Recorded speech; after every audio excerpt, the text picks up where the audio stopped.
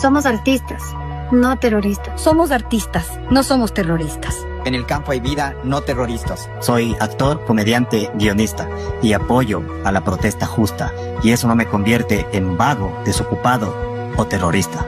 Somos pueblo, no terroristas. Somos artistas, no terroristas. La protesta es un derecho. La protesta social es un derecho legítimo. Y también es un deber. Por eso, como artistas, nos sumamos a esta protesta. Soy artista, no terrorista. El hambre de uno nos duele a todos. En el Ecuador hay muchísimas familias que subsisten con muy pocos dólares al mes. Si de un día para el otro sube todo y estuvieras en esa situación, ¿tú qué harías? ¿Tú qué harías? Empatía es sumarse desde donde puedas. Desde donde te duela. Cuando la vida de uno nos duele a todos, podemos hablar de empatía. Súmate desde donde puedas, desde el respeto, desde la escucha. Porque creemos en un Ecuador digno, Un Ecuador diverso y democrático. que respete los derechos de todos y de todas. ¿Cuántos muertos más y cuántos desaparecidos más nos faltan para empezar a despertar? Somos pueblo, no terroristas.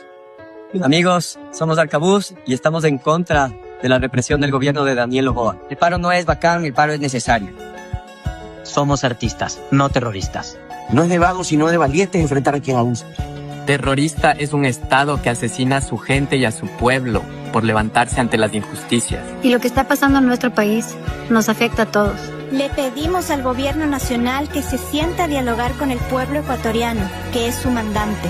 Como artista me sumo al paro porque creemos en un Ecuador digno y sin racismo.